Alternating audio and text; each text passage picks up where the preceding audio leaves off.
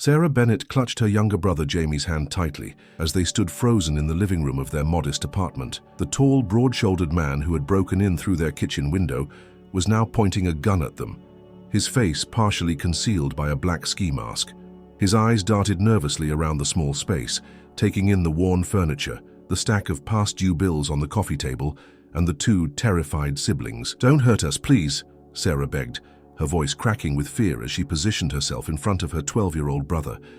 At 19, she had become Jamie's primary caretaker since their mother's death 3 years ago. Their father had abandoned them long before that, leaving nothing but painful memories and a stack of unpaid debts. "Where's the money?" the intruder demanded, his voice raspy and tense. "I know there's cash here somewhere." Sarah shook her head desperately. "Oh, we don't have any money. I'm a student. I work part-time at the diner down the street. We barely make rent." The man's eyes narrowed skeptically. "Don't lie to me. I've been watching this place. Someone made a large deposit into your account last week." Sarah's mind raced. The only recent deposit was her student aid disbursement, money earmarked for next semester's tuition. She had been saving every penny, working double shifts, fighting to keep herself in college while providing for Jamie. "That's my student loan," she explained, her voice trembling. "It's for school, for tuition. Please, we don't have anything else." The intruder took a menacing step forward, causing Jamie to whimper. "Get it. Now. Transfer it to this account." He thrust a piece of paper with a bank account number toward her. Sarah's eyes welled with tears. That money was her only chance at finishing her degree, at building a better life for herself and Jamie. Without it, all her sacrifices would be for nothing. "Please," she whispered, "that's all we have." The man raised his gun higher. "I don't have time for this. Your loan or your lives. Choose." Just as Sarah reached shakily for her phone to make the transfer, the apartment door burst open. A tall, distinguished-looking man in an expensive charcoal suit stood in the doorway, his silver-streaked dark hair perfectly styled, his piercing blue eyes widening at the scene before him. "What the hell is going on here?" he demanded, his deep voice commanding attention. The intruder spun around, clearly startled by the unexpected arrival. "Who the fuck are you?" But Sarah and Jamie were staring at the newcomer with expressions of shock that matched his own. There was no mistaking that face, even after all these years. "Dad?" Jamie whispered incredulously. Robert Bennett, now Robert Caldwell, CEO of Caldwell Enterprises, and worth an estimated $300 million, stood frozen in the doorway of the apartment he had walked out of 14 years ago. His gaze moved from his children to the armed intruder and back again, as the weight of the situation dawned on him. "Put the gun down," Robert said calmly to the masked man, his voice steady despite the turmoil visibly churning behind his eyes. "Whatever you're after, I can give you 10 times that amount." "Just put the gun down." The intruder hesitated, the weapon wavering slightly in his grip as he processed this unexpected development. "You're lying." Robert slowly reached into his jacket, telegraphing his movements, and pulled out a leather wallet. He extracted a business card and held it up. "Robert Caldwell, CEO of Caldwell Enterprises. Look me up if you don't believe me. I'll transfer whatever you want right now. Just don't hurt them." The masked man's eyes darted between Robert and the terrified siblings. Something in Robert's confident demeanor seemed to convince him. 50,000. Right now. Fine. Robert pulled out his phone, his movements deliberate and calm, despite the gun still aimed in the direction of his children. His fingers moved swiftly across the screen. "Account number."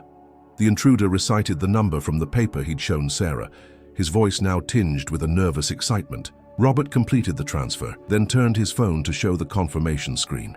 "It's done. $50,000. Now leave." The masked man backed toward the kitchen window, gun still raised. "How do I know this isn't a trick?" "Check your account," Robert replied evenly. "But do it somewhere else. The police will be here soon." At the mention of police, the intruder cursed under his breath and quickly retreated through the window, disappearing into the night. The apartment fell into a heavy silence. Sarah and Jamie stood motionless, staring at the father they hadn't seen in 14 years, who had suddenly materialized like an apparition from another life, a life of wealth and privilege that stood in stark contrast to their daily struggle. "Are you both all right?" Robert finally asked, his voice softer now, uncertain. Sarah felt a storm of emotions rising within her. Relief that the immediate danger had passed, shock at her father's appearance, and a deep, smoldering anger that had been building for 14 years. "What are you doing here?" she demanded, her voice cold despite her still trembling hands. Robert's confident facade faltered. He looked around the small apartment, taking in the signs of their modest life. Jamie's school awards pinned to a corkboard, Sarah's textbooks stacked on the dining table, the family photo from before he left, still displayed on a side table, but with his image cut out. He began, then stopped, seeming to struggle with his words for the first time. "I came to find you. Both of you." "After 14 years?" Sarah's voice rose. "Why now? What could you possibly want from us now?" Jamie stepped out from behind his sister, his young face a complex mixture of curiosity and caution. "Are you really rich?" he asked bluntly. A pained expression crossed Robert's face. "Yes," he admitted, "I've done well in business." "While we could barely afford Mum's funeral," Sarah added bitterly. "While I've been working since I was 16 to keep a roof over our heads. While Jamie has never had a birthday party because we couldn't afford it." Robert flinched, as if physically struck by her words. "I know I have no right to be here," he said quietly, "but things have changed. I've changed. And He was interrupted by the sound of sirens approaching. Someone in the building must have called the police after hearing the commotion. "We should talk to the police," Robert said, gathering himself. "Report what happened." Sarah nodded stiffly, still keeping her distance from him. As they waited for the police to arrive, the three of them stood in awkward silence, each contemplating the strange twist of fate that had brought them together again under such extraordinary circumstances. What none of them knew was that the night's events had set in motion a chain reaction that would force them to confront not only their shared past, but also the dangerous secrets that Robert Caldwell had carried with him from the day he walked out of their lives. The intruder had not chosen their apartment by random chance, and Robert's sudden reappearance was not the coincidence it seemed. The truth, dangerous, complex, and long buried, was about to emerge, testing the fragile bonds of a broken family and the strength of redemption against the relentless pull of the past. The police questioning lasted for hours. Detective Melissa Chen, a sharp-eyed veteran with the Major Crimes Division, seemed particularly interested in Robert's sudden appearance at the apartment. "So, Mr. Caldwell," she said, emphasizing the surname that his children didn't share, "you just happened to visit your estranged children for the first time in 14 years on the exact night someone breaks in with a gun." They sat in the cramped living room, Sarah and Jamie on the worn sofa. Robert perched uncomfortably on a kitchen chair brought in for the purpose, looking distinctly out of place in his bespoke suit. "I've been trying to locate them for months," Robert replied, his gaze flickering toward his children. "I hired private investigators.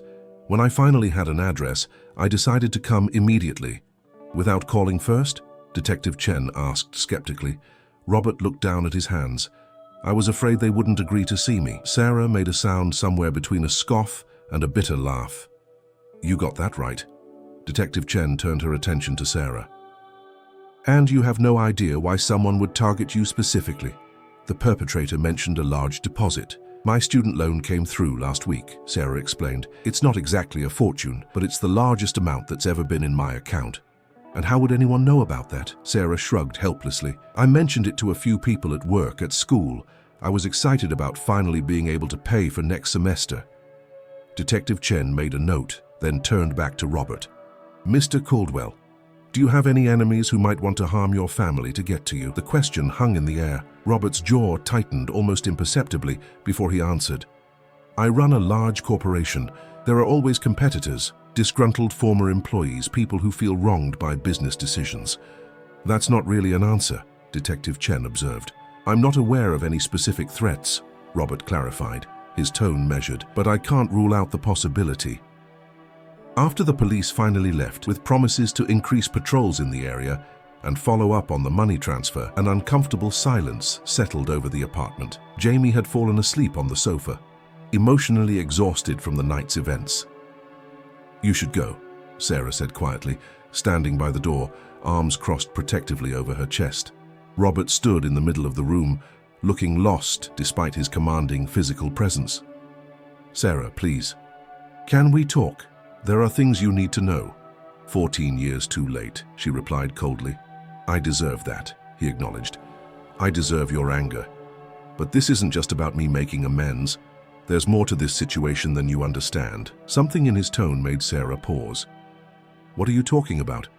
Robert glanced at the sleeping Jamie, then lowered his voice. That break-in wasn't random, and it wasn't about your student loan. Sarah's eyes narrowed. What do you mean? I can't explain everything here, Robert said, tension evident in his posture. But I believe you and Jamie are in danger because of me, because of decisions I made a long time ago. Decisions that are coming back to haunt all of us. So now we're in danger because of you, Sarah's voice rose. That's your excuse for showing up after all this time. It's not an excuse, Robert insisted. It's the truth, and I need you to listen to me very carefully. You and Jamie can't stay here tonight, it's not safe. And where exactly are we supposed to go? Sarah demanded. I have a suite at the Four Seasons, Robert replied. You'll be safe there while I sort this out. Sarah laughed incredulously. You think we're just going to go with you to a hotel after everything? Sarah, Robert's voice was urgent now. I understand your distrust, but right now, your safety is all that matters. Tomorrow you can decide what you want to do, but tonight please come with me. Something in his eyes, a genuine fear she hadn't seen before, made Sarah hesitate. She looked at Jamie, peaceful in sleep despite the chaos of the evening. Fine, she relented, one night, but in the morning, you tell us everything, no more secrets. Robert nodded solemnly. I promise. The Four Seasons suite was larger than their entire apartment. 2 bedrooms, a spacious living area, floor-to-ceiling windows offering a panoramic view of the city lights. Jamie, awake now and wide-eyed at the luxury surrounding them, immediately claimed one of the bedrooms, jumping onto the king-sized bed with unrestrained delight. This is awesome, he exclaimed, bouncing slightly on the plush mattress. Do you live like this all the time? He asked Robert, momentarily forgetting the years of absence in the face of such opulence. Jamie, Sarah warned gently, still standing stiffly by the door. It's all right, Robert said with a sad smile. And yes, Jamie, I live in a penthouse not unlike this. You'll see it someday if you want to. Sarah moved to the window, looking out at the city below, her reflection ghostly against the night sky. So you became rich after abandoning us, she said without turning around. Congratulations. Robert sighed heavily, taking a seat on one of the elegant sofas. I was already on my way to wealth when I left, he admitted. That's part of what I need to explain. Sarah turned to face him, her expression guarded. I'm listening. Jamie, Robert said gently, there's a media room through that door. Amazing TV, video games, whatever you want. Would you mind giving your sister and me a few minutes to talk? Jamie looked between them, hesitant. Are you going to fight? No, Sarah assured him, though her tone suggested she wasn't entirely convinced. We're just going to talk. It's okay. Once Jamie had disappeared into the adjacent room, Robert gestured for Sarah to sit. She remained standing. When I left you, your mother and Jamie, Robert began slowly, I told myself it was for your protection. That's what I needed to believe to live with my decision. Protection from what? Sarah asked skeptically. From the man I was becoming, Robert answered, his voice hollow. And from the people I was involved with. He paused, seeming to gather his thoughts. Before I met your mother, I worked for a man named Victor Hargrove. He ran what appeared to be a legitimate investment firm, but much of the business operated in grey areas of the law. I was young, ambitious, and Victor saw potential in me. He mentored me, brought me into his inner circle. You were a criminal, Sarah stated flatly. Not at first, Robert countered. But gradually, the lines blurred. By the time I realized how deep I was, it was too late to simply walk away. Then I met your mother, fell in love, started a family. I tried to distance myself from Victor's more questionable operations to build a legitimate life. What changed? Sarah asked, finally taking a seat across from him, her curiosity despite herself. Victor came to me with a proposition, a major deal involving foreign investors, government contracts, significant money. He needed my expertise, my connections. I refused. Robert's eyes grew distant with the memory. Victor didn't take rejection well. He made threats, subtle at first, then more explicit. Not against me, but against you and your mother and baby Jamie. Sarah's expression remained skeptical, but she didn't interrupt. I made a deal with him, Robert continued. I would do one last job and then he would let me walk away cleanly. The job was complex, involved moving large sums of money through a series of shell companies. I executed it perfectly, but I also built in an insurance policy. Documentation of every transaction, every player involved, secured in a place only I knew about. "And then you left us," Sarah said, the hurt still evident in her voice despite the years. Robert's face contorted with old pain. "Victor discovered my insurance policy. He was furious, threatened to expose me, to have me arrested. I had a choice. Stay and fight, potentially putting all of you at risk, or disappear, take the evidence with me, and keep his attention focused solely on me. So you chose to run," Sarah concluded. "I chose to protect you the only way I knew how," Robert corrected gently. "I changed my name, moved across the country, and used what I'd learned to build a legitimate business. I kept tabs on Victor from a distance. When his organization eventually collapsed under federal investigation, I thought it was finally over. But it wasn't," Sarah guessed, beginning to see where this was heading. Robert shook his head grimly. "Victor went to prison, but not everyone in his network was caught. Some of his associates maintained their freedom, their wealth, their influence. I thought they'd forgotten about me, about what I knew. I was wrong." "The break-in tonight," Sarah said slowly, the pieces falling into place. "They weren't after my student loan." "No," Robert confirmed. "They were after information they believe I might have passed on to you or hidden in your apartment. Victor died in prison last month. His remaining associates are tying up loose ends, eliminating potential threats." "And we're those threats?" Sarah asked incredulously. "We haven't seen you in 14 years. We knew nothing about any of this." "They don't know that," Robert explained. "All they know is that I've recently been trying to find you. In their minds, that could only mean one thing, that I was planning to use you somehow, perhaps as custodians of the evidence I still hold." Sarah stood abruptly, pacing the luxurious room. "So not only did you abandon us, but now you've put us in danger just by looking for us. Why did you come back now after all this time?" Robert's expression softened, vulnerability showing through his carefully maintained facade. "Because I'm dying, Sarah. Stage 4 pancreatic cancer. The doctors give me 6 months, maybe less." The revelation landed like a physical blow. Sarah stopped pacing, staring at her father in shock. "I've spent 14 years building a fortune," Robert continued quietly, "and in all that time I've never stopped thinking about you and Jamie, wondering what you were like, if you were happy, if you were safe.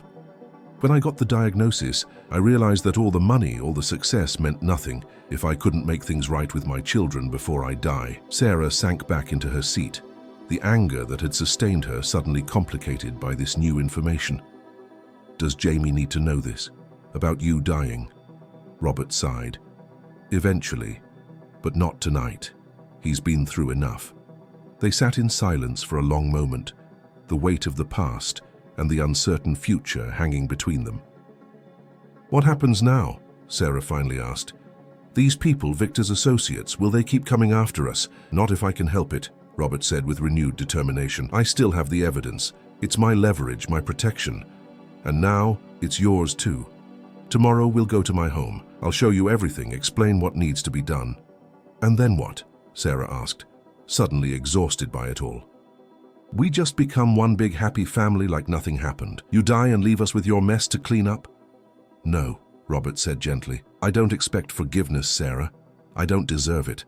But I do want to give you and Jamie the security I failed to provide all these years, and I want to make sure you're both safe from the mistakes of my past." Before Sarah could respond, her phone rang. The screen showed an unfamiliar number. With a questioning glance at Robert, she answered. "Hello? Sarah Bennett?" a distorted voice asked. "Yes," she replied cautiously.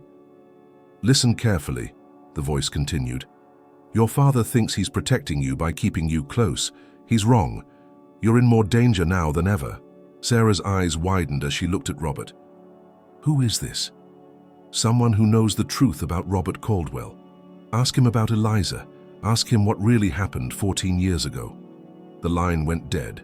Sarah lowered the phone slowly, her gaze fixed on her father. "Who's Eliza?" she asked, her voice barely above a whisper. Robert's face had gone pale. "Where did you hear that name?" "The person who just called me," Sarah replied. "They said to ask you about Eliza, about what really happened 14 years ago." Robert stood up, moving swiftly to the suite's main door to check that it was securely locked. "We need to leave. Now. Pack up, Jamie. We're not safe here." "Not until you tell me who Eliza is," Sarah insisted, standing her ground. Robert turned to face her, his expression haunted. "Eliza Hargrove, Victor's daughter, and the real reason I had to disappear 14 years ago."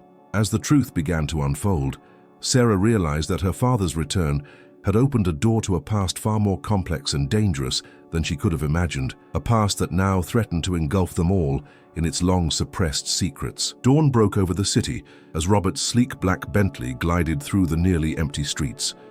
Sarah sat in the passenger seat, staring silently out the window, while Jamie dozed in the back, the events of the past 24 hours having finally caught up with him. They had left the Four Seasons through a service entrance, abandoning most of their hastily packed belongings in favor of a quick escape after the mysterious phone call. "Where are we going?" Sarah finally asked, breaking the tense silence that had settled between them. "Somewhere safe," Robert replied, his eyes constantly checking the rearview mirror. "A property outside the city that's not connected to me publicly. We can regroup there, figure out our next steps." "You still haven't explained about Eliza," Sarah reminded him, her voice low to avoid waking Jamie. Robert's grip tightened on the steering wheel. "It's complicated." "I'm getting really tired of hearing that," Sarah said sharply. "You've had 14 years to prepare this explanation. I think I deserve the uncomplicated truth." Robert sighed deeply, the weight of his secrets visibly heavy on his shoulders. Victor Hargrove had a daughter, Eliza. She was brilliant, beautiful, and completely devoted to her father. While I was working for Victor, Eliza and I became close. "You were having an affair," Sarah stated flatly. "No," Robert corrected quickly. "This was before I met your mother. Eliza and I were together for almost a year. I thought I loved her, but in reality, I was infatuated with her intelligence, her confidence, her connection to power through her father." "What happened?" "I met your mother," Robert said simply. "Catherine was everything Eliza wasn't. Warm, genuine, unconnected to Victor's world. I ended things with Eliza, and 6 months later, I married your mother." "I'm guessing Eliza didn't take it well," Sarah surmised. "That's putting it mildly," Robert acknowledged. "She was furious, humiliated. Victor was even more so. In his mind, I had not only rejected his daughter, but insulted his family honor. It was the beginning of the rift between us." "But you still worked for him?" "For a time. Victor was not someone you simply walked away from. I tried to maintain a professional relationship, keep things civil. When you were born, I hoped he might soften his stance. Instead, he became more controlling, more demanding of my loyalty." "And Eliza?" Sarah pressed. "Where does she fit into your disappearance?" Robert's expression darkened. 14 years ago, Eliza approached me with information, documents showing that her father was planning to sacrifice me as the fall guy for a federal investigation that was closing in. She claimed to be warning me out of lingering affection, offering me a chance to take my family and disappear before it was too late. "But you didn't trust her," Sarah guessed. "I couldn't be sure," Robert admitted. "So I did my own digging, gathered my own evidence against Victor. What I discovered was worse than I imagined. Victor wasn't just planning to frame me. He was setting up an elaborate scheme that would have implicated your mother as well." Sarah's eyes widened. "Mom, she had nothing to do with any of this." "Exactly," Robert said grimly. "That was the point. Victor knew that involving Catherine would destroy me more thoroughly than any prison sentence. I confronted Eliza with what I'd found, thinking she might not know the extent of her father's plans. I was wrong. She knew. She had helped design them," Robert revealed. "The warning she gave me was a trap. She wanted me to run, to look guilty. When I confronted her, she..." He paused, the memory clearly painful. "She admitted that she'd never forgiven me for choosing your mother over her. That she'd spent years nurturing her father's resentment, pushing him toward more extreme measures. So you left to protect Mom from both Victor and Eliza," Sarah said slowly, processing this new information. "I left because I made a terrible mistake," Robert corrected. "The night I confronted Eliza, things got heated. She threatened all of you explicitly. I lost control, grabbed her arms to make her listen to reason. She fell, hit her head on the corner of a desk. There was so much blood." Sarah stared at her father in horror. You killed her? No, Robert said quickly, though I thought I had. I panicked, fled the scene. It was only later, after I'd disappeared, that I learned she had survived. But the damage was done. I had assaulted Victor Hargrove's daughter. There would be no mercy, no negotiation possible after that. So you just left us? Sarah's voice rose with renewed anger. Without a word, without any explanation to Mom.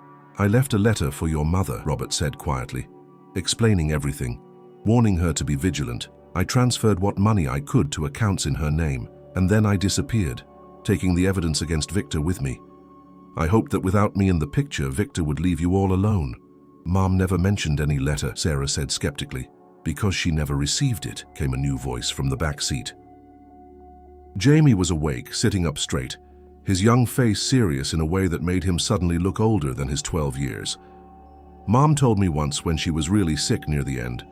She said Dad left something important in his desk at home, but when she went to look for it the next day, someone had already been there. Everything was gone. Robert and Sarah both turned to look at Jamie in surprise. Why didn't you ever tell me this? Sarah asked her brother. Jamie shrugged, a gesture reminiscent of their mother. You were always so angry about Dad leaving. I didn't want to make it worse by telling you someone might have stolen his goodbye. Robert looked stricken. Victor's people must have intercepted the letter, which means they knew exactly why I left and what I took with me. And now Victor is dead, and his associates are cleaning house, Sarah concluded. But why now? Why wait 14 years? Because of this, Robert said, pulling a small flash drive from his pocket. The evidence I gathered all those years ago, I've kept it updated, adding information over the years about Victor's network, his associates, their operations. It's my insurance policy, the reason they've never come after me directly. And you've been trying to find us because you're dying, Sarah said, the pieces finally clicking into place. You want to pass this insurance policy to us? Robert nodded solemnly. It's the only way to ensure your safety after I'm gone.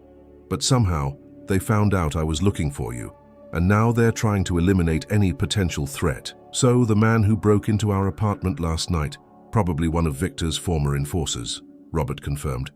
The money transfer was just a cover. They were searching for this. He held up the flash drive. And the person who called me at the hotel? Sarah asked. That's what concerns me most, Robert admitted. Very few people know about my history with Eliza. For someone to use that name, to know to contact you, it suggests there's a player in this game we haven't identified yet. The Bentley turned off the main highway onto a narrow, tree-lined road. After a few miles, they approached a security gate. Robert lowered his window and pressed his thumb to a biometric scanner. The gate swung open silently. Welcome to my contingency plan, he said as they drove through.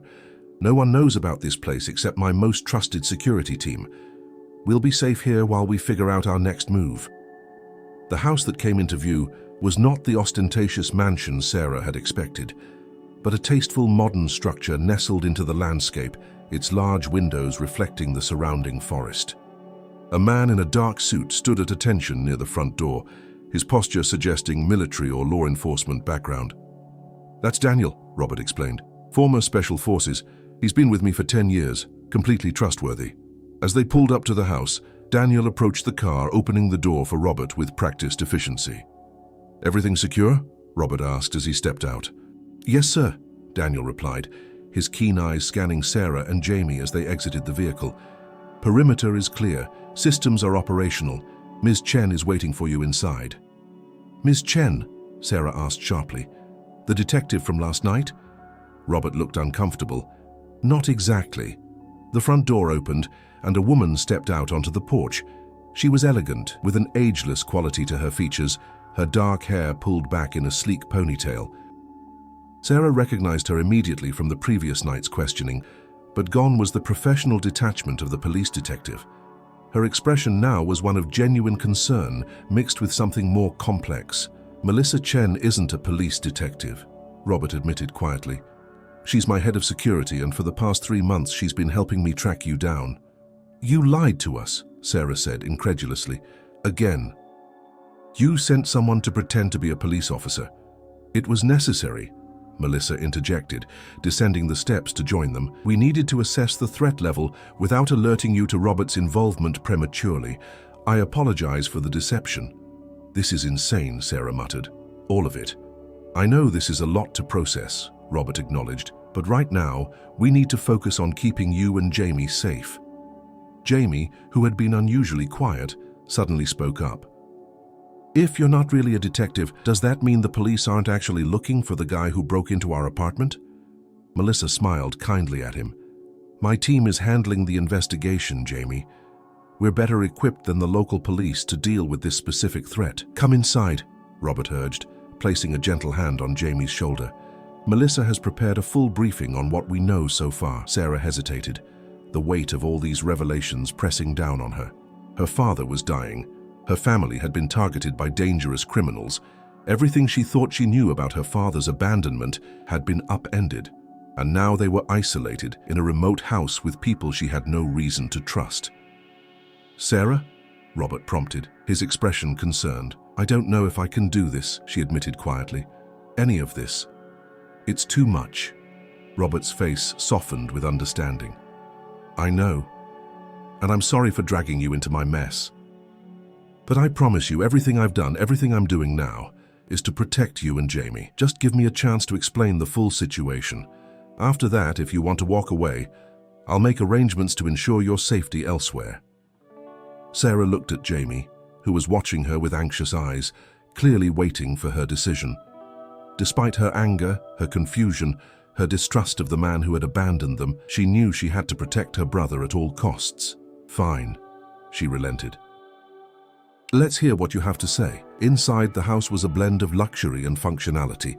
The main living area featured comfortable seating arranged around a large central fireplace, but Sarah also noticed the subtle security features: cameras discreetly positioned in corners, reinforced windows, multiple exits.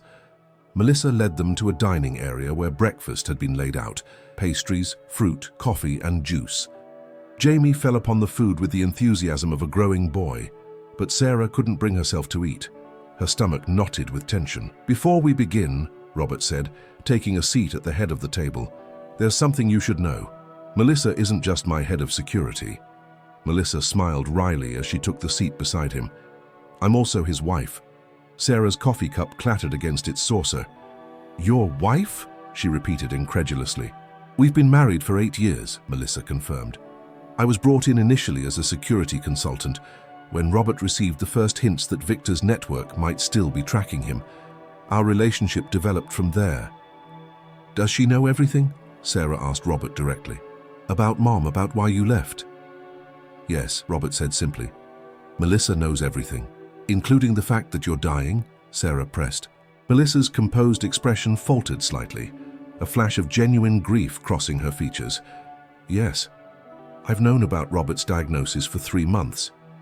And you're okay with him suddenly trying to reconnect with the children he abandoned?" Sarah couldn't keep the bitterness from her voice. "Sarah," Robert began, but Melissa placed a hand on his arm, stopping him. "Your anger is completely justified," Melissa said directly to Sarah.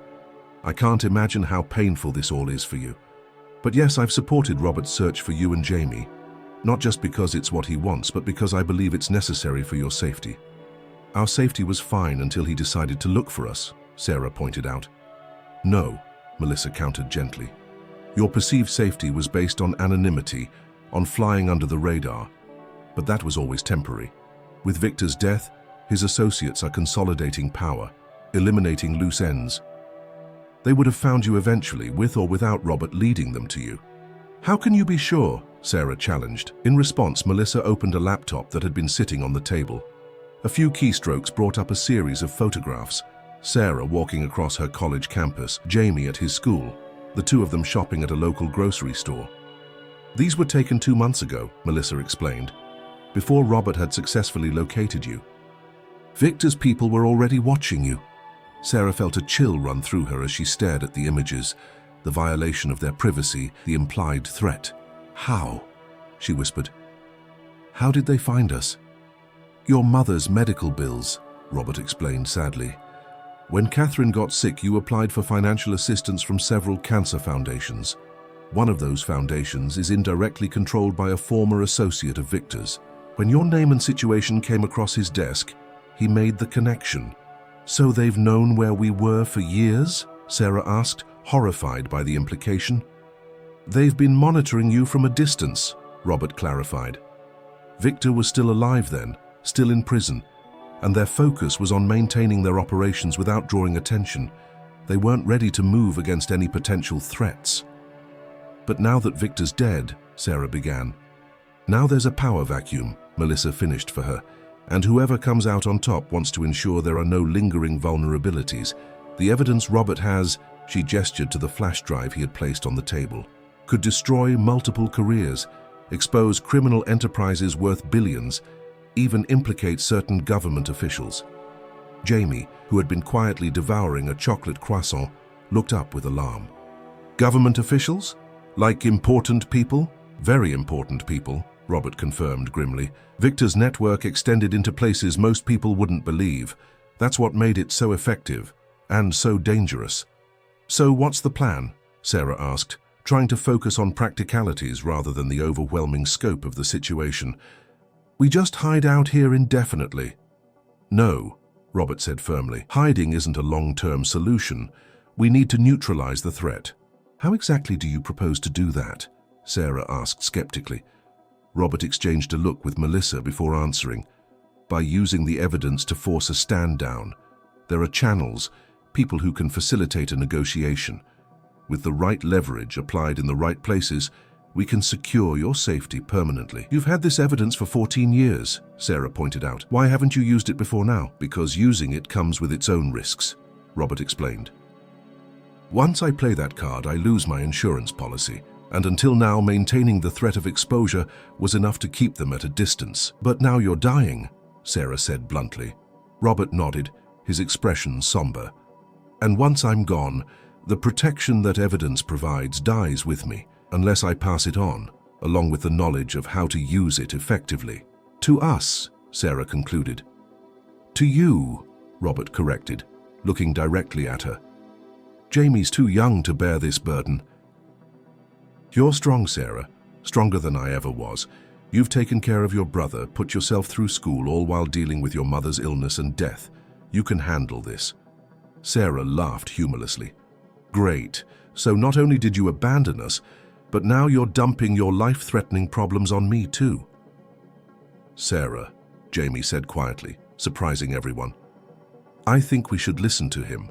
Mom would want us to. Sarah turned to her brother, seeing not the child she'd been protecting, but a young person with his own understanding of their situation. Mom never talked about him, Jamie. Not after the first few years. She did to me, Jamie replied softly. When she was really sick near the end, she told me she still loved him, that she wished things could have been different. Sarah felt tears threatening at the corners of her eyes. She never told me that. She didn't want to hurt you more, Jamie explained with a wisdom beyond his years. You were already taking on so much. Robert watched this exchange with naked emotion on his face. I never stopped loving your mother, he said, his voice breaking slightly. Leaving her, leaving both of you was the hardest thing I've ever done. Not a day has passed that I haven't thought of you. Wondered if I made the right choice. Did you? Sarah asked simply. Robert considered the question carefully. I don't know, he admitted finally. I thought I was protecting you, but maybe I was just running away from a situation I didn't know how to fix. I've had 14 years to build a new life, to become successful, to find happiness with Melissa. You and Jamie and your mother paid the price for my mistakes, so no, I don't think I made the right choice. But I'm trying to make the right choice now. Before Sarah could respond, a discreet alert sounded from Melissa's phone. She checked it quickly, her expression immediately shifting to professional concern. What is it? Robert asked tensely. Security breach at the main gate, Melissa replied, already on her feet. Someone's trying to access the property. Robert stood as well, his demeanor changing instantly from contrite father to commanding executive. How many?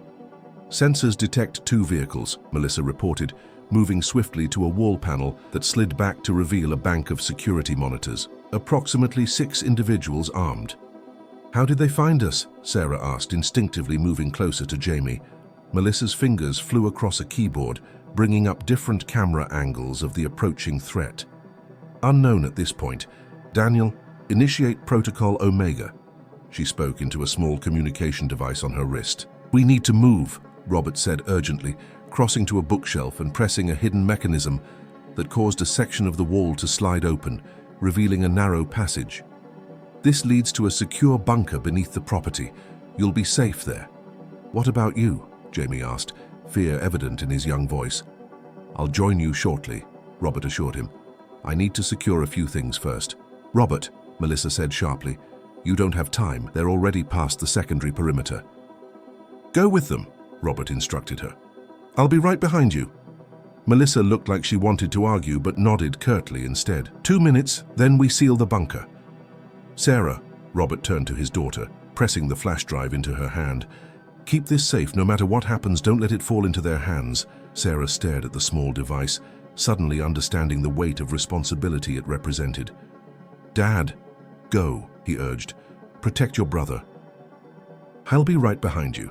With a last conflicted look at her father, Sarah took Jamie's hand and followed Melissa into the hidden passage. The wall slid closed behind them, plunging them into semi-darkness, illuminated only by recessed lighting along the floor. This way, Melissa directed, leading them down a steep staircase.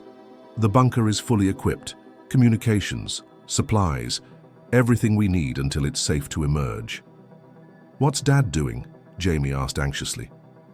Why didn't he come with us? He's activating additional security measures, Melissa explained, her tone professional despite the evident worry in her eyes, and ensuring that anyone who manages to get into the house won't find anything useful. They reached the bottom of the stairs and moved along a short corridor to a heavy metal door. Melissa placed her palm on a scanner, and the door unlocked with a solid thunk. Inside, quickly, she urged. The bunker beyond was surprisingly spacious and well-appointed, more like a small apartment than the austere shelter Sarah had expected. A living area with comfortable seating, a small kitchenette, several doors leading to what she assumed were bedrooms or bathrooms, and a bank of sophisticated-looking electronic equipment along one wall. The walls are reinforced concrete with a Faraday cage, Melissa explained, moving immediately to the security monitors. No signals in or out except through our secure channels. We have air, water, and supplies for at least 2 weeks. 2 weeks? Sarah repeated incredulously. We can't stay down here for 2 weeks. Hopefully we won't need to, Melissa replied, her attention focused on the monitors showing different angles of the house above. My team should be responding to the breach now. Sarah joined her at the monitors, watching as black-clad figures moved stealthily around the perimeter of the property. On another screen, she could see Robert in what appeared to be his study, working quickly at a computer. What's he doing? She asked urgently. Why isn't he coming down? He's wiping systems, engaging countermeasures, Melissa replied, a hint of frustration in her voice. Robert, we're secure, she spoke into her wrist communicator. Get down here now. On the monitor, they saw Robert look up at a camera and nod before returning to his task. Moments later, the study door burst open, and 2 armed men in tactical gear entered, weapons raised. No! Sarah gasped, instinctively reaching toward the screen as if she could somehow intervene. They watched in horror as Robert slowly raised his hands, turning to face the intruders with remarkable composure. Words were exchanged, though the security feed had no audio. Then, to Sarah's shock, one of the men lowered his weapon and removed his tactical mask. Who is that? Sarah demanded. Melissa. Who is that man? Melissa had gone very still, her expression hardening into something cold and unreadable. That's impossible, she whispered. On the screen, Robert was now sitting calmly at his desk, engaged in what appeared to be a civilized conversation with the unmasked intruder. Melissa, Sarah grabbed the woman's arm. Who is that man talking to my father? Melissa finally turned to her, her professional facade cracking to reveal genuine shock. That's Andrew Hargrove, Victor's son, Eliza's brother. Hargrove has a son? Sarah asked, stunned by this new revelation. Had, Melissa corrected. Andrew supposedly died in a boating accident 12 years ago. His body was never recovered, but the evidence of his death was conclusive. Or so we thought. They turned back to the monitor in time to see Robert stand and walk calmly out of the study, flanked by Andrew and the other armed man. They appeared to be leaving the house together without any signs of coercion. He's going with them willingly, Sarah realized aloud. Why would he do that? I don't know, Melissa admitted, her voice tight with concern. But it can't be good. She moved quickly to the communications panel, keying in a series of commands. Daniel, report. What's happening up there? Static answered her, then a garbled voice. stood down. Caldwell's orders. Returning to positions. Daniel, do not stand down, Melissa commanded sharply. This is a potential hostage situation. Implement containment protocol.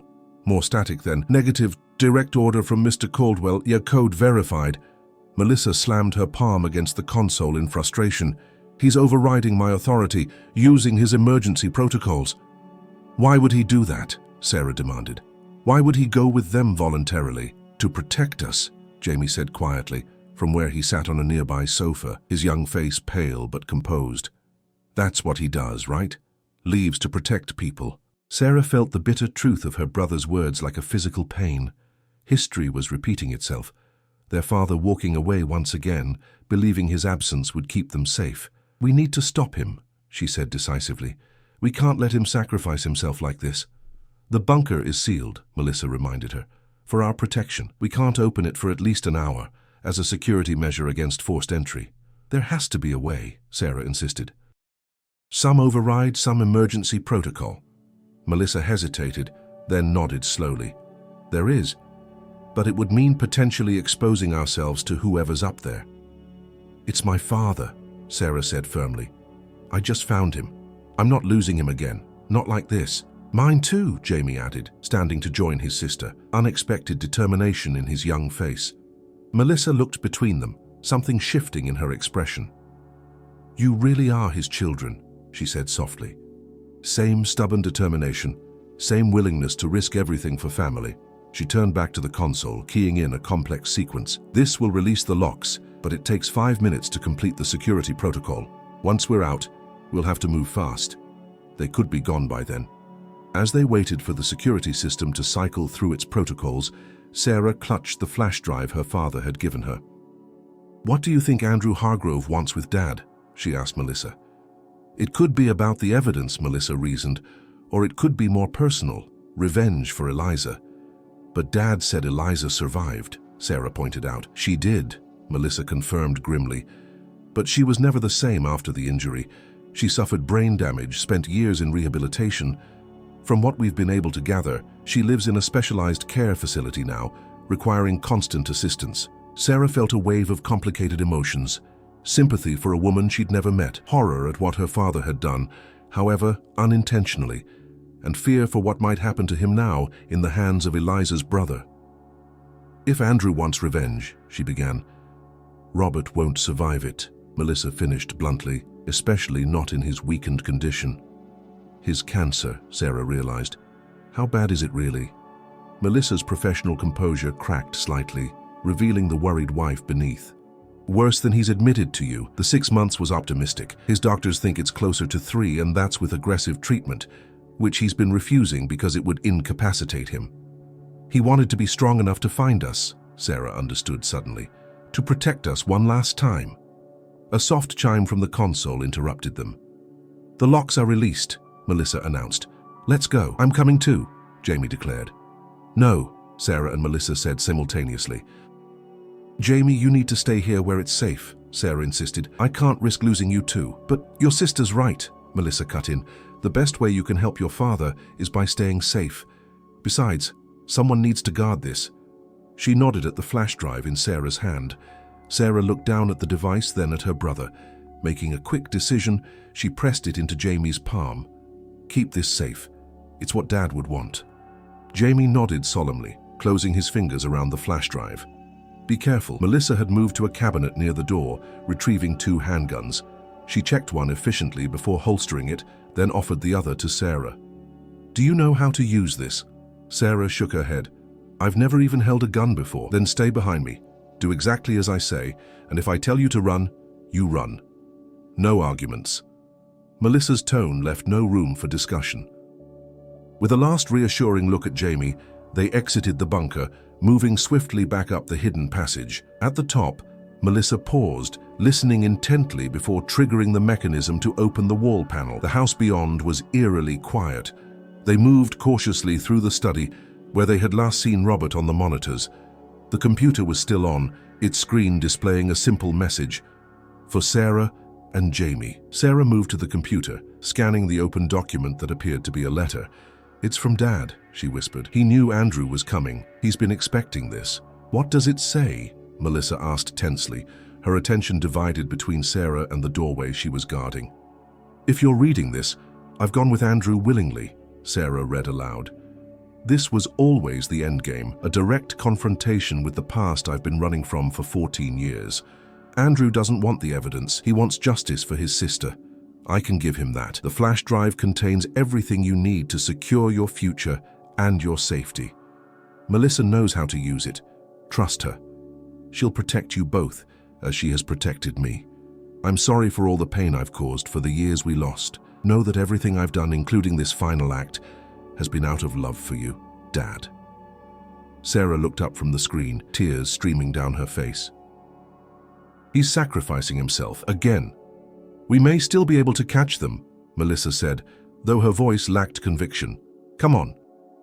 They moved through the house to the front entrance. Outside, they could see tire tracks in the gravel driveway, leading away from the property. Daniel, Robert's security chief, approached them with a troubled expression. Ms. Chen, he began apologetically, Mr. Caldwell ordered us to stand down. He verified with his personal code. He said it was a private matter, that no one was to interfere. Did you see which way they went? Melissa demanded. North, toward the city, Daniel replied. 2 black SUVs, no plates. Mr. Caldwell went voluntarily. He asked me to give you this. He handed Melissa a small envelope. She opened it quickly, scanning the note inside. Coordinates, she said, looking up at Sarah, and a time. 8 p.m. tonight. What does it mean? Sarah asked. It means Robert has negotiated terms, Melissa explained, her professional demeanor reasserting itself. A meeting place, neutral ground. He's buying us time to prepare. Prepare for what? Sarah pressed. Melissa's expression was grim but determined. To end this, once and for all. The coordinates led them to an abandoned shipping warehouse on the outskirts of the city, a hulking structure of corrugated metal and broken windows overlooking a derelict dock. Melissa parked their vehicle, an unmarked armored SUV, a quarter-mile away, hidden behind a dilapidated storage building. This is as far as we go by car, she explained, checking her weapon before securing it in a shoulder holster beneath her jacket. We'll approach on foot, assess the situation before making our presence known. Sarah nodded, trying to project a confidence she didn't feel. The past 12 hours had been a blur of preparation. Melissa coordinating with her security team, making calls to contacts Sarah couldn't identify, and systematically arming herself with an arsenal that now seemed woefully inadequate given the stakes.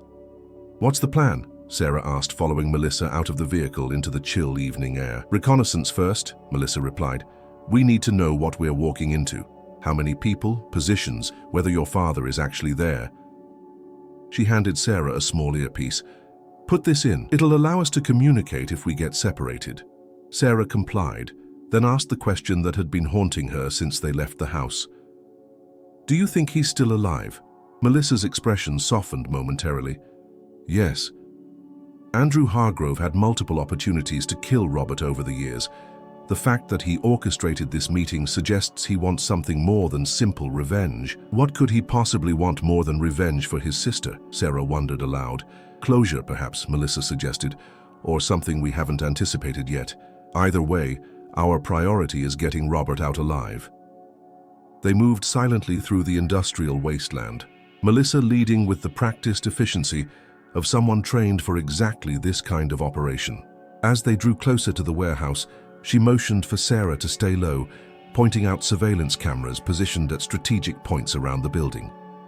They're expecting us, Melissa whispered, which means this is either a genuine negotiation or a trap, Sarah finished for her. Stay close, Melissa instructed. And remember what I told you. If anything goes wrong, if I tell you to run, you do it. No heroics. They circled the building, identifying 2 SUVs parked at the main entrance, matching the description of the vehicles that had taken Robert. Through a broken window, Sarah caught glimpses of movement inside, shadows passing through the faint glow of artificial light. I count 4 individuals besides the driver, Melissa murmured, peering through a compact set of binoculars, armed, professional posture. And there, she adjusted her focus. That's Andrew Hargrove with your father. She handed the binoculars to Sarah, who focused on the figures at the center of the cavernous space. Robert sat in a chair, not bound as she had feared, but clearly unwell. His face was pale, drawn with pain that his dignified posture couldn't quite disguise. Across from him stood a man Sarah recognized from the security footage, Andrew Hargrove, his resemblance to Robert's descriptions of Victor uncanny, despite the years that separated them. "Dad looks sick," Sarah whispered, her chest tight with worry. "He's been without his medication all day," Melissa explained grimly. "The pain must be significant by now." "We need to get him out of there," Sarah insisted. "And we will," Melissa assured her. "But we need leverage. Right now we're outnumbered and outgunned." Sarah thought for a moment, then reached into her pocket, extracting the flash drive her father had entrusted to her, the one she had pretended to give to Jamie, substituting a decoy in its place. "Will this work?" she asked, holding up the small device.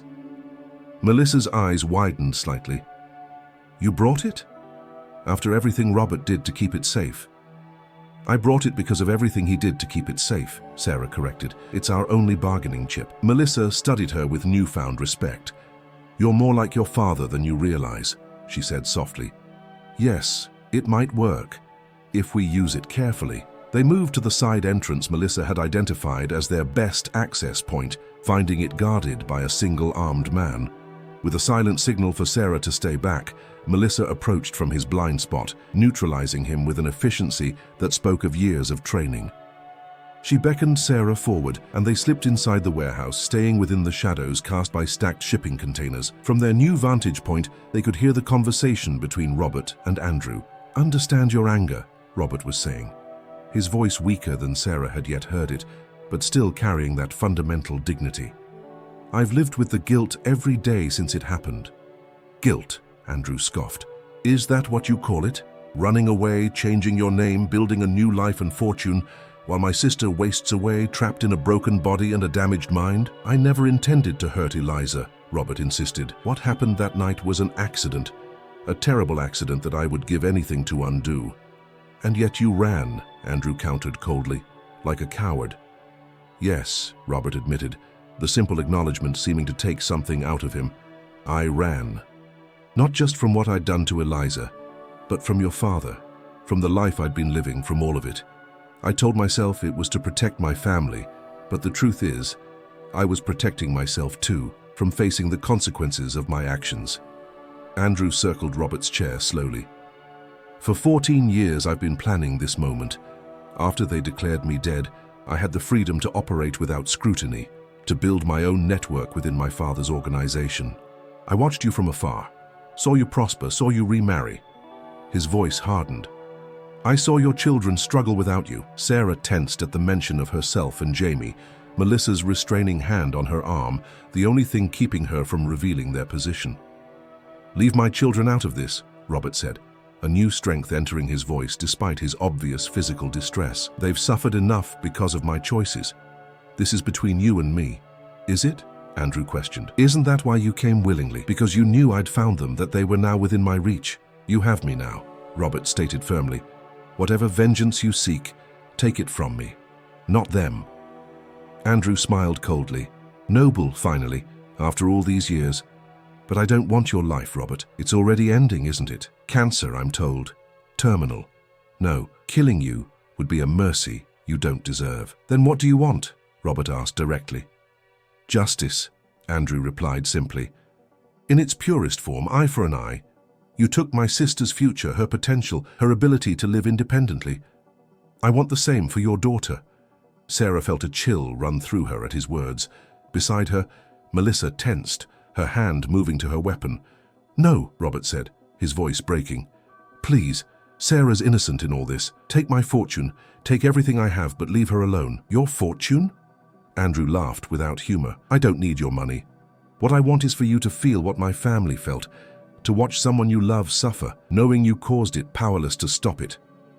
"That's enough," Melissa whispered to Sarah. "We need to move now, while we still have surprise on our side." Before Sarah could respond, she felt a cold metal press against the back of her neck. "I wouldn't," came a voice behind them. "Hands where I can see them." Melissa slowly raised her hands, casting a regretful glance at Sarah. They were marched forward into the light, their captor announcing their presence with a call to Andrew. "Sir, we found these two by the east entrance." Andrew turned, his expression shifting to one of satisfaction as he saw Sarah. "Perfect timing. We were just discussing you, Miss Bennett, or should I say, Ms. Caldwell?" Robert's face crumpled at the sight of his daughter in danger. "Sarah, no. You shouldn't have come. I wasn't going to let you face this alone," Sarah replied, meeting her father's anguished gaze. "Not again." "How touching," Andrew commented dryly. "The prodigal father and his devoted daughter, reunited just in time for my reckoning." He nodded to one of his men, who promptly relieved Melissa of her weapon, and Mrs. Caldwell as well. "The family is almost complete. Is the boy here too?" "Jamie is safe," Sarah said firmly. "Far from here." "For now," Andrew agreed, though finding him would be a simple matter. "What do you want, Andrew?" Melissa asked coolly, her professional demeanor intact despite their precarious situation. "As I was explaining to your husband," Andrew replied, "I want justice. I want Robert to experience what my father and I experienced, watching someone we love suffer because of his actions." "Your sister's injury was an accident," Sarah interjected. "My father has paid for it every day since it happened." "Has he?" Andrew challenged. "Living in luxury, building a corporate empire, finding new love?" He gestured dismissively toward Melissa. "While Eliza remains in a care facility, unable to dress herself, to feed herself, to recognize her own reflection." "I've provided for Eliza's care," Robert said quietly, "anonymously, through a foundation. The best doctors, the best facilities, everything possible to give her comfort." Andrew's expression registered genuine surprise before hardening again. "Money doesn't undo what you did." "No," Robert agreed, "it doesn't. Nothing can. But I've tried in the only ways I could to make some small amends." "Small indeed," Andrew scoffed. "And now you think you can protect your children by offering yourself as a sacrifice? It's too late for that." "It's not too late for a different kind of justice," Sarah said suddenly, drawing all eyes to her. "The kind that doesn't create more victims."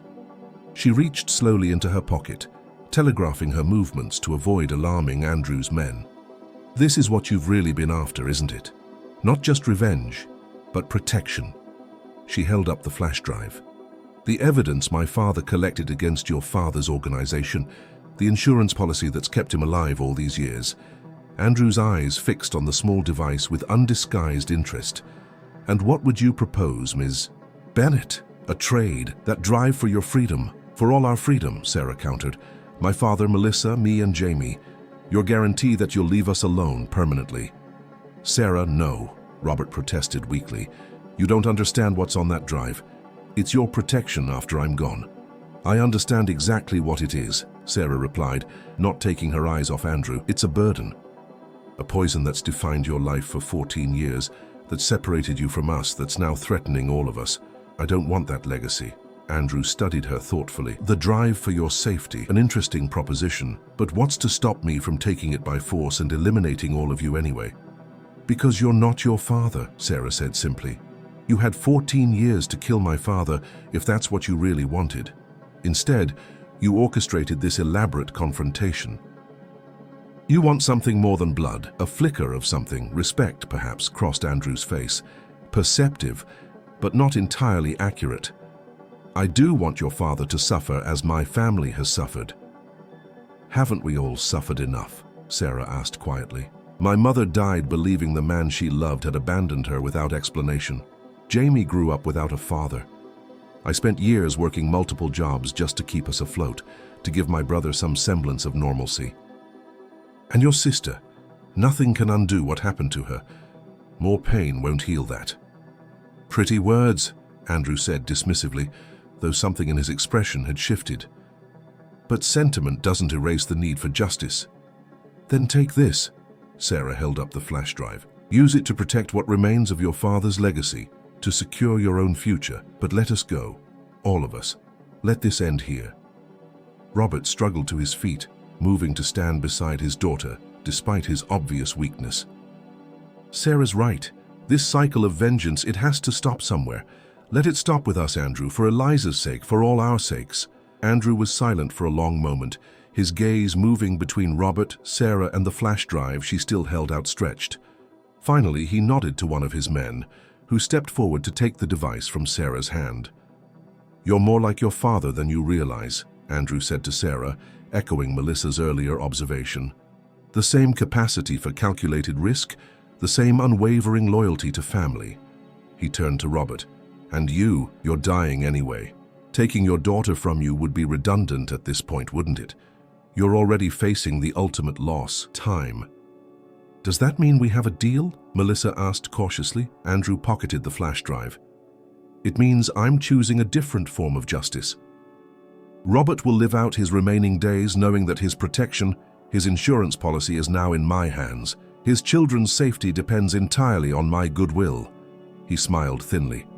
"A precarious position that I imagine will weigh on him considerably." "And in return?" Robert pressed. "In return, I'll leave your family alone," Andrew confirmed. "Conditional on your continued silence about my existence and activities. The world still believes Andrew Hargrove died 12 years ago.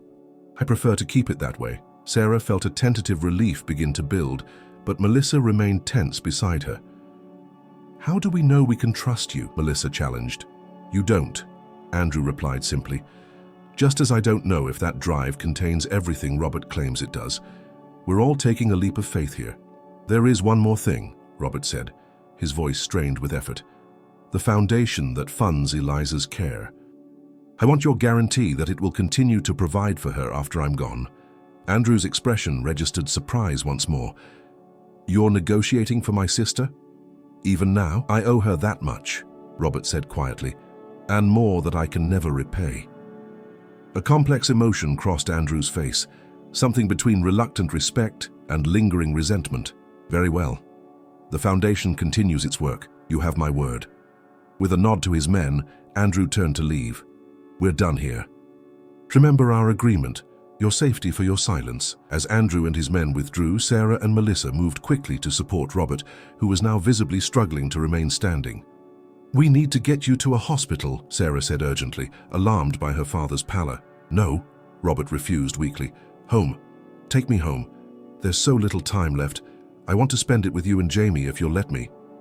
Sarah met Melissa's concerned gaze over her father's bowed head. Melissa nodded slightly, a silent acknowledgement that Robert's wishes should be respected, even if they weren't medically prudent. "All right," Sarah agreed softly. "Home it is." The weeks that followed took on a dreamlike quality for Sarah. Robert's mansion, a sprawling estate overlooking the ocean, became their sanctuary. Jamie adapted to their new circumstances with the resilience of youth, delighting in getting to know the father he barely remembered and forming an unexpected bond with Melissa, who proved to be as skilled at video games as she was at tactical operations. Robert's health declined rapidly, but he faced his approaching end with a dignity that Sarah couldn't help but admire. They spent hours talking, filling in the 14-year gap in their relationship, healing old wounds, and forging a new understanding that transcended the pain of the past. One evening, as they sat together on the terrace watching the sunset, Robert turned to Sarah with a seriousness that had become increasingly rare as his medication dosage increased. "I need to know," he said quietly.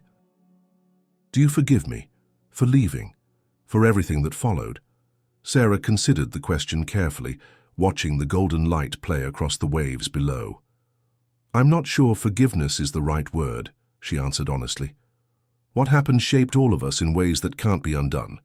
But I understand now why you left, what you were trying to protect us from, and I'm grateful that we found our way back to each other, even if it's just for a little while." Robert nodded, accepting her answer with the same grace he'd shown throughout his illness. "And the flash drive? Do you regret giving it up?" Sarah smiled slightly. "You mean the decoy I gave Andrew? The one that contains nothing but encrypted gibberish?" Robert stared at her in astonishment. "What?" "Jamie has the real one," Sarah explained, "safely hidden, just as you taught me. I wasn't about to give up our only protection." A slow smile spread across Robert's face, followed by a weak but genuine laugh. "You really are my daughter, for better or worse," Sarah agreed, squeezing his hand gently. "What will you do?" Robert asked after a moment. After you're gone?" Sarah finished for him when he couldn't. "Live, take care of Jamie, finish my degree, Maybe even join Melissa in running your company, if she'll have me. She'd be lucky to have you, Robert said with certainty. You're stronger than I ever was, Sarah. Smarter, too. I had a good teacher, Sarah replied. Mom raised me to be resilient. Catherine, Robert murmured, his eyes growing distant with memory. She was the best of us. I should have trusted her more, should have brought her into my confidence instead of trying to protect her by keeping her in the dark. That seems to be a pattern with you, Sarah observed, though her tone held no accusation now, only a gentle understanding. A mistake I'm trying not to repeat, Robert acknowledged. No more secrets between us, Sarah. You deserve the whole truth, always. They sat in companionable silence as the last rays of sunlight disappeared beyond the horizon. In the growing darkness, Robert's face seemed to relax, the lines of pain momentarily easing as he gazed out at the endless ocean. I want you to know, he said finally, that despite everything, all my mistakes, all the years lost, these past weeks with you and Jamie have been the most precious gift, a redemption I never thought possible. Sarah felt tears welling in her eyes, but didn't try to stop them. For us too, Dad. For us too. Robert Bennett Caldwell died peacefully 3 weeks later, with Sarah, Jamie, and Melissa at his bedside. True to his wishes, there was no funeral, only a private memorial service overlooking the ocean he had loved. His considerable fortune was divided between his children and various charitable foundations, including the one that continued to care for Eliza Hargrove. In the months that followed, Sarah completed her degree and, surprising even herself, accepted Melissa's offer to join Caldwell Enterprises as VP of their newly established philanthropic division. Jamie thrived in his new school, his natural intelligence flourishing with the resources now available to him. The flash drive remained secure, its contents a safeguard they hoped never to need.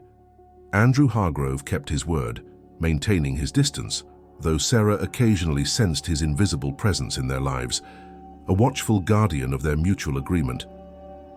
1 year to the day after Robert's passing, Sarah stood alone on the terrace where they had shared so many conversations during his final weeks. The sun was setting just as it had been during their talk about forgiveness, painting the sky in shades of gold and crimson. You were right, Dad, she said softly to the empty space beside her. The price of redemption is high, but worth it. As if in answer, a gentle breeze stirred her hair. Sarah smiled, knowing that some debts could never truly be paid, some wounds never fully healed, but understanding too that in the complex calculus of human relationships, love and forgiveness could balance even the heaviest burdens of the past. Behind her, the door to the terrace opened. Jamie appeared, now 13 and growing taller by the day, with Melissa following close behind. You okay out here? Jamie asked, coming to stand beside his sister. Sarah nodded, draping an arm around his shoulders. Just talking to Dad. Jamie leaned into her embrace. Think he can hear us? I don't know, Sarah admitted. But I like to believe he knows we're okay, that we're going to be okay. Melissa joined them at the railing, her customary composure softened by the significance of the day. He would be proud of both of you, she said quietly. So proud of how you've handled everything. Sarah thought about all they had endured, the break-in that had set everything in motion, the shocking reappearance of the father they had lost, the revelations about his past, the confrontation with Andrew Hargrove, and finally, the precious, bittersweet weeks of connection before Robert's death. We're survivors, she said simply. All of us. That's what Dad gave us in the end, not just his name or his fortune, but his resilience, his capacity to face the truth, however painful, and find a way forward. As darkness fell, the three of them stood together, a family forged not by conventional bonds, but by shared experience, shared loss, and a shared determination to honor Robert's final wish, that they would find happiness in the future he had sacrificed everything to secure for them. In the distance, the lights of the city began to twinkle like earthbound stars. Life continued its relentless forward movement, carrying them along in its current. The past remained with them, its lessons learned, its wounds slowly healing, but it no longer defined them. The price of redemption had been paid in full. 2,000 miles away in a private care facility nestled in the mountains, a woman sat by a window, her vacant gaze fixed on the distant peaks. A male nurse approached, gently adjusting the blanket across her lap. You have a visitor today, Eliza, he said kindly, though he knew she rarely showed any sign of comprehension. "Your brother is here to see you." Andrew Hargrove entered the room carrying a small bouquet of lilies, Eliza's favorite flowers from before her injury. He placed them in the vase by her bed, then took the seat opposite her by the window. "Hello, Eliza," he said softly, taking her unresponsive hand in his. "I wanted you to know that it's done. Robert Caldwell is gone. His children are safe, as I promised you they would be." Eliza gave no indication that she heard him, her eyes remaining fixed on some point in the distance that only she could see. "I know you always said vengeance wouldn't heal you," Andrew continued, speaking to her as he had for years, believing on some level that his words reached her, even if she couldn't respond. "You were right, but I found something else, something unexpected, a kind of peace." He reached into his pocket and withdrew a small flash drive, the decoy Sarah had given him, though he still believed it contained Robert's evidence against his father's organization. "I could have destroyed them all," he said, turning the device in his fingers. "But then I would have become exactly what our father was, and you always wanted better for me than that." For the briefest moment, Eliza's fingers twitched in his grasp, so subtly he might have imagined it. But Andrew chose to take it as a sign, a confirmation that somewhere within the prison of her damaged mind, his sister heard and understood. "I'm going away for a while," he told her. "There's a foundation in South America that's doing groundbreaking work with brain injuries like yours. I've arranged for you to be transferred there next month. The doctors are cautiously optimistic about new treatments that might help you." He leaned forward, pressing a gentle kiss to her forehead. "Rest now, Eliza. The past is finally behind us. All that matters now is the future.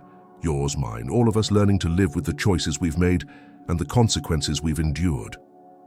As he left the care facility, Andrew paused to look back at the window where Eliza sat, still and silent as always. The setting sun cast a golden glow over the building, reminiscent of the light that had bathed Robert and Sarah during their conversation on the terrace a year ago. A conversation Andrew had observed from a distance, his last act of surveillance before honoring their agreement. "Redemption," he murmured to himself, echoing Sarah's words to her father. "Maybe it's possible for all of us after all." With that thought, Andrew Hargrove walked away into the gathering darkness, carrying with him the knowledge that some debts could never be fully repaid, some wounds never completely healed, but understanding too that in choosing mercy over vengeance, he had perhaps begun to forge his own path to redemption. Behind him, in her room by the window, Eliza Hargrove's lips curved in the faintest suggestion of a smile, the first expression to cross her face in 14 years. Somewhere deep in the damaged landscape of her mind, a spark of awareness flickered briefly to life, then subsided once more into silence. The cycle that had begun with violence and revenge had ended, finally, with an unexpected gift: the possibility of healing, not just for Robert's children, but for Victor's as well. The price had been high, measured in years lost, relationships broken, lives forever altered. But in that moment, as the last light of day gave way to the first stars of evening, it seemed that perhaps at long last the price had been worth it. For in the complex tapestry of human connection, even the darkest threads, those of betrayal, abandonment, vengeance, and loss, could ultimately serve to highlight the brighter patterns of forgiveness, redemption, and the enduring power of love to transcend the burdens of the past. Thank you for following this intense family drama. If you enjoyed The Price of Redemption, please hit that like button and subscribe to see more compelling stories like this one. I'd love to know, which part of the world are you watching from? Let me know in the comments below. Your support helps this channel continue creating the immersive, emotional stories you love.